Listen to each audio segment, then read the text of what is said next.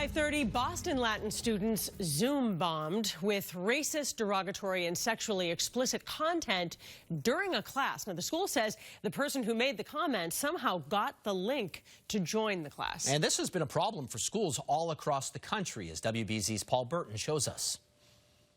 On Monday, a Boston Latin school virtual class was interrupted by what was described as racist, derogatory, and sexually explicit content from a person outside the classroom. The incident, known as Zoom bombing, immediately forced the host to end the session.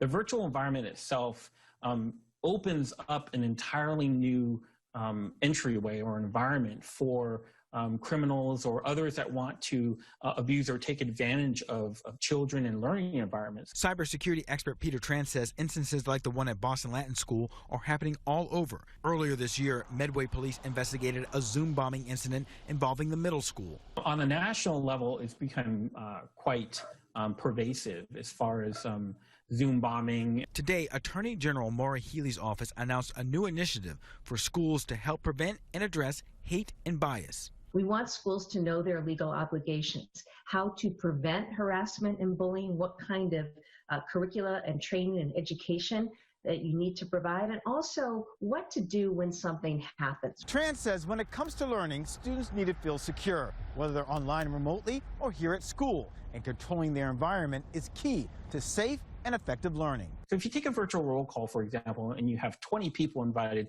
and all of a sudden you have 22, something's probably wrong. Boston Latin School officials informed all students and parents of the Zoom bomb and have also provided meet safety tips for students and families. In Boston, I'm Paul Burton, WBZ News. Well, it turns out this